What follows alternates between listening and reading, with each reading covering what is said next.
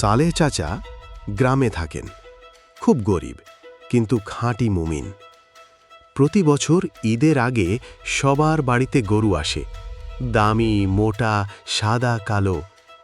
কিন্তু সালেহ চাচা কিছু কিনতে পারেন না। একবার বছর জুড়ে জমানো টাকা দিয়ে তিনি একটা ছোট ছাগল কিনলেন।